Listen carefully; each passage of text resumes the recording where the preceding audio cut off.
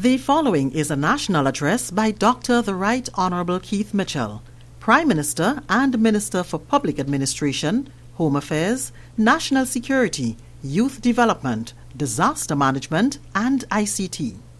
Fellow Grenadians, as we come to the end of March 2021, it is important for us to take stock of the challenges and successes of the past year,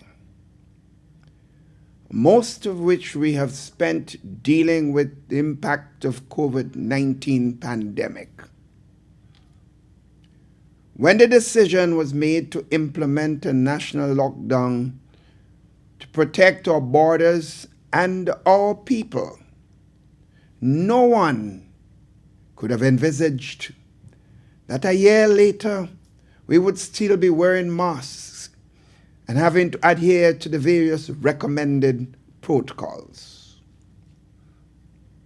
The COVID-19 pandemic has had a long, unprecedented, and almost immeasurable impact on the entire world, from its unimaginable health and psychosocial implications to the reversal of economic growth worldwide. Here in Grenada, we must acknowledge how fortunate we are not to have faced so far a true health crisis on the scale that some of our closest neighbors are now grappling with. Sadly though, the fact that we have managed so well has created a sense of complacency among some of our people. A situation that can have dire consequences for the entire population. The latest daily COVID-19 dashboard produced by the Ministry of Health shows that we currently have one active case, which is import related. Nevertheless, there is still cause for concern, since it has been identified as a UK variant, which health experts say is deadlier and more transmissible. Sisters and brothers, with the exception of December 2020 cluster, we have been consistently able to identify COVID-19 cases among arriving travelers due to our stringent entry protocols, and that speaks volumes for the efficacy of that approach. Through the continued dedication of our frontline workers, we will maintain that approach to safeguard the people of this country. Government, through initiatives led by the Ministry of Health, the COVID Subcommittee, and the Cabinet, will continue to spearhead the fight against COVID-19. But we must acknowledge our individual responsibility to protect ourselves and each other. This is not the time to engage in actions that can jeopardize public health and undermine all the successes recorded in the management of this pandemic locally. We have come too far for that. Too many of our fellow men and women have had to cope with the harsh impact of the pandemic for us to do anything that would prolong this period of suffering. My friends, sisters and brothers all, our country has been highly recognized at the regional and international levels for its astute management of the health crisis. Just recently, the United States Centers for Disease Control and Prevention ranked Grenada at its lowest travel risk rating, level 1, making it one of the few countries in the Caribbean to have that ranking. However, we cannot rest on our laurels. We must continue to maintain the recommended protocols. And all of us as citizens of this country have an important role to play in this regard. All of us, from captain down to cook. As Prime Minister, I am particularly aware of this responsibility, and I try my best to lead by example. I try to abide by the laws and by consistently adhering to the recommended protocols. Though it is difficult and contrary to my love for people and my usual social interactions, I have adjusted my lifestyle to refrain from large social gatherings. This in itself is painful for me. But we must all recognize the need for personal sacrifices as part of this ongoing fight against COVID-19. The sacrifices we make now, sisters and brothers, will help to ensure that our country is not sidelined on the path to recovery. In other words, sisters and brothers, we should be prepared to make the sacrifices today that will ensure a safer tomorrow. I encourage one and all to do their part in this ongoing fight. I therefore call on the church and community leaders, trade union leaders, business leaders, all influential persons in our society, that we have a duty and a responsibility to lead by example and to encourage appropriate actions among those who look to us for guidance.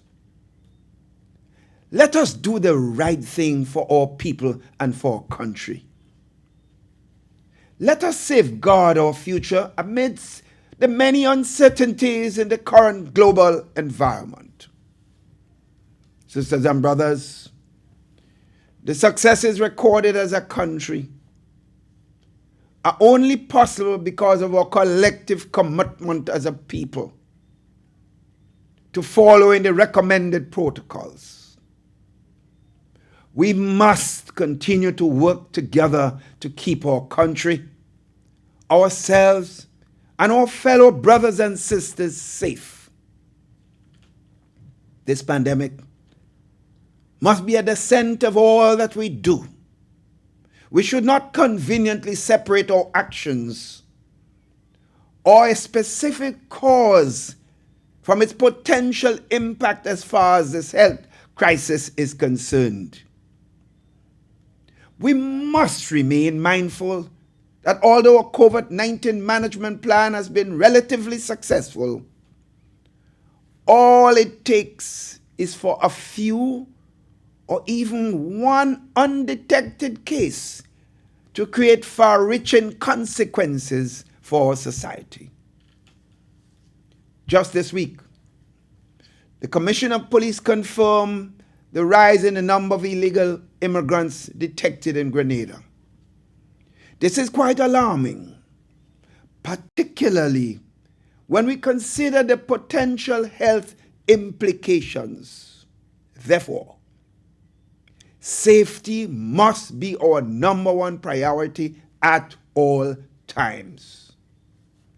My friends, as leader of this country and as a citizen, it pains me to see that some of our teachers and the leadership of the Grenada Union of Teachers feel the need to engage in protest action in the middle of a global health crisis, and particularly so during a state of emergency, and breaking the laws of the land while doing so. government has repeatedly reaffirmed that the 4% increase is rightly due to public officers. But what we are saying is that we cannot afford to pay now. Let us stop for a minute and reflect. Remember, this is the same government that in the past contract cycles has negotiated in good faith, pushing for timely agreement with trade unions so that the public officers can receive their increases on time and not long after they were due. This is the same government that concluded negotiations with the trade unions in November 2019, agreeing to a 4% hike for each year for the period 2020, 2021, and 2022. Promptly started the payments also in January 2020 and continued to pay the increases throughout 2020 every month, despite the sharp decline in revenue for most of the year. This is the same government that paid all public officers their salaries and allowances in full and on time during the early stages of the pandemic, when most public officers, including teachers, were at home. However, the inescapable reality now is that a significant shortfall in revenue caused by the pandemic has necessitated tighter controls on government's expenditure on recurrent budget items such as wages and salaries. By the same token, it is true that government has incurred significant additional expenses in recent months, some brought about by the fallout from the pandemic and the need to provide support to various sectors of the economy, and some, such as the repurchasing of the Grenada shares, which was necessitated by an arbitration ruling that required action within a stipulated time, failing which the entire country, your country, could have been adversely affected. Did you know that failure to honor the arbitration ruling could have led to action being taken to put a hold on all government monies, no matter where they are? Had this happened and allowed to happen, government services and spending would have been disrupted. Even the monthly payment of salaries to public officers. It was the decisive action of the government to repurchase the shares that avoided this possible interruption in its operations. Sisters and brothers, fellow Grenadians, what must be understood here is the distinct difference between recurrent and capital expenditure. Recurrent or continuing expenditure includes wages and utility bills, which are paid from revenue generated within the current fiscal year. The capital side of the budget provides for expenditure on development projects, asset acquisition, or other such initiative that represents an investment and fosters serious development. The responsible fiscal management policies adopted and maintained by this government prevents us from using money allocated in the annual budget for capital expenditure on recurrent expenses. Failure to abide by this will jeopardize millions of dollars in additional funding that Grenada can receive from donor agencies and development partners. In 2020, friends, Grenada benefit from $133 million in financing support and debt relief from the International Monetary Fund, the World Bank, G20, the Caribbean Development Bank, and the Eastern Caribbean Central Bank. So far this year, we have been able to attract $78 million in external support. These sums have helped to facilitate the additional spending government has incurred in providing relief to some sectors, purchasing the necessary protective gear for frontline workers, investing in the educational infrastructure to ensure our young people are not left behind, and creating a safer environment in schools, among other areas. Expenditure continues to exceed revenue collection. Therefore, government must continue to aggressively mobilize additional resources to meet expenditure demands in 2021. I ask this: are we willing to sacrifice the desires of a few when the future of the entire population is at stake? The reality of our current fiscal situation is this: the financial implications of the pandemic caused a revenue shortfall of $96.6 million in 2020. Just think about that.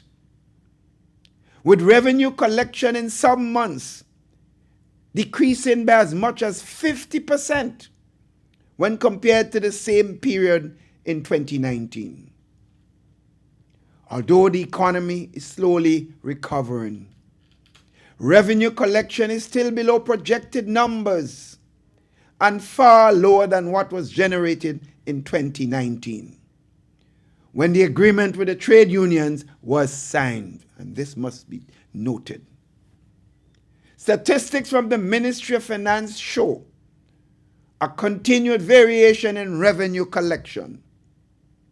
In January and February this year, government collected $30.1 million less than it did in the same period in 2020. However, we are optimistic about the continued recovery. But the fact remains that the revenue shortfall considerably affects the money that is available for recurrent expenditure.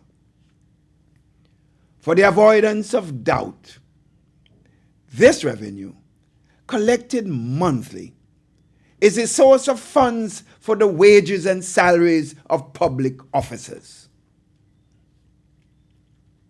The overriding message, therefore, here is that we must, at all costs, protect the future of this country. Any actions that undermine the economic stability we have sacrificed long and hard to achieve since 2013 would nullify those very sacrifices and jeopardize the future of this country and our children and grandchildren. Sisters and brothers, what must be pointed out as well is that the projection for growth in 2021 is 6%. But this will not take us back to the pre-COVID levels of real growth. In 2020, the country experienced negative growth of 12.2%. The reality is, it will take 2 to 3 years for our GDP to recover from that significant level of output loss experienced in 2020. That said, we remain guardedly optimistic that the recovery process will continue and the rate of recovery will improve. Therefore, tonight, I say to you all in honesty, and here I speak specifically to public officers, there is no question of if government will pay the 4% increase. Our track record in this regard speaks for itself. It is rather interesting that some of the same individuals who are calling on government to pay the 4% now did nothing to advance the cause of public officers when they had the opportunity to do so between 2008 and 2013. That aside, my message to all public officers is this: you are entitled to your increase. You will be paid your increase. But let us all be realistic. Thousands of your sisters and brothers forced into unemployment by the pandemic and are left without an income are also looking to government for much needed help to survive this serious crisis. Your elderly relatives, our treasured senior citizens, still require help buying medication and other basic amenities. Your sons and daughters still rely on government scholarship and educational help to continue their quest for higher education. Public officers, we recognize and appreciate your many sacrifices. You represent the backbone of government's operations. But at the same time, this is a government for all people. We take seriously our responsibility to look after the needs of all our people. Should we ignore the needs of the thousands of taxi drivers, vendors, hotel workers, and others whose livelihoods are linked to the tourism sector? Should we ignore the desperate needs of the road workers who, for 3 months into the year, have not yet earned a single dollar? Should we allow the international airport to close, removing one of the sources of government revenue, eliminating a critical export avenue for fishers and farmers, and cutting off our link to the world? Any responsible, conscientious government will find a way to balance its many responsibilities. And that is exactly what this government is doing. Trying to ensure that none of our citizens are disenfranchised while we safeguard the future of our beloved land, notwithstanding the current challenges. My dear sisters and brothers all, I am confident that we will get past this. Life will regain a sense of normalcy. Livelihoods endangered by the pandemic will restart, and our economy will resume its trajectory of growth. The signs are there. The St. George's University, which represents about 25% of our GDP, is looking to resume on-campus operations later this year. This by itself will have a positive domino effect on the various sectors of our economy, including those for the farmers, fishers, supermarkets, and the general retail sector, as well as accommodation sectors. The St. George's University is currently engaged in several expansion and redevelopment projects as it continues to play a key role in meeting increased global demand for physicians and healthcare personnel. Additionally, several hotels are on course to reopen in the coming months.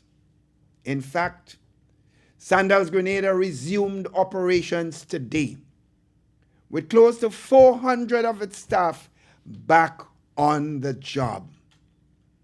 Government continues to invest heavily in its public sector investment also, creating hundreds of jobs and spurring serious economic development in our country.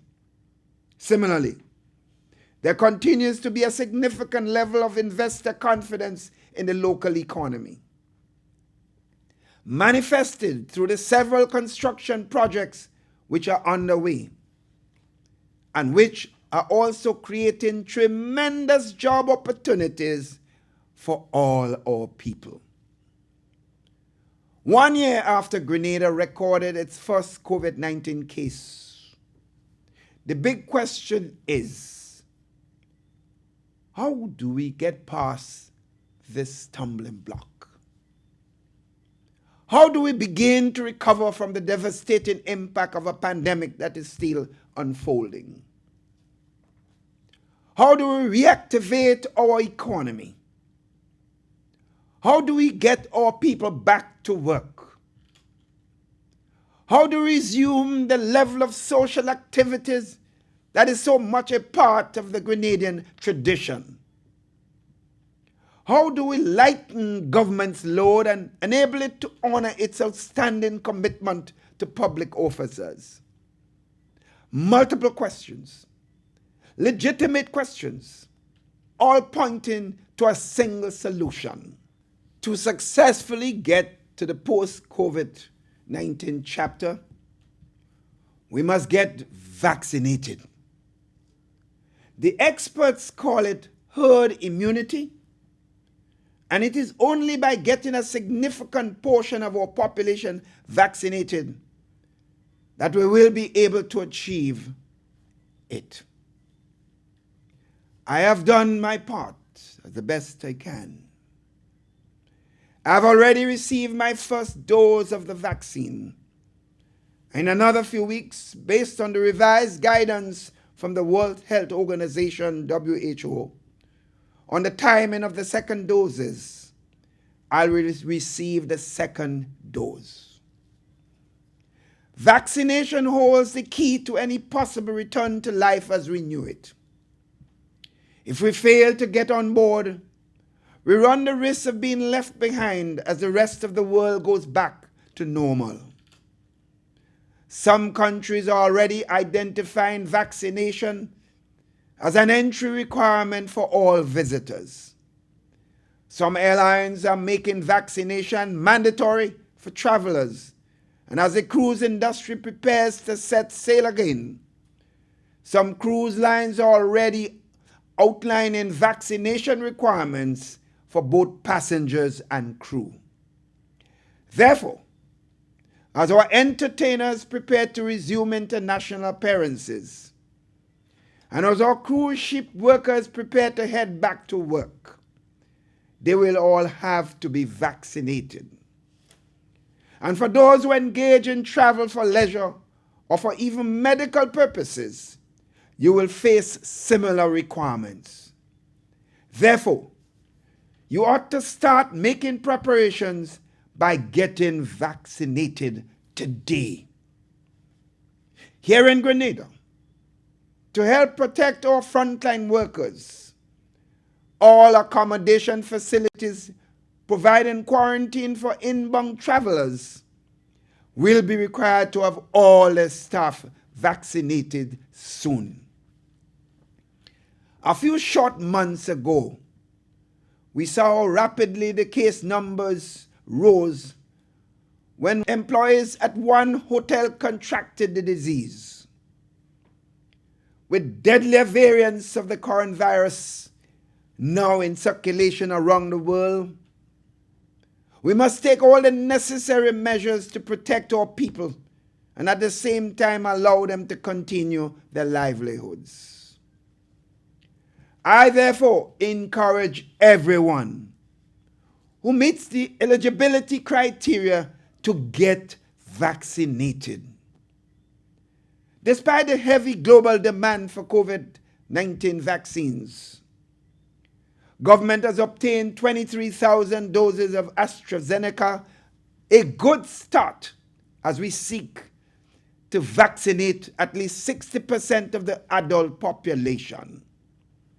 My friends, my sisters and brothers all, in closing, I urge you to protect yourselves, protect your loved ones, protect your neighbors, and protect your country. We are all in this together. Therefore, We must all work together to safeguard our people, our country, and our future. And as we approach the holiday weekend, I wish everyone a happy Easter.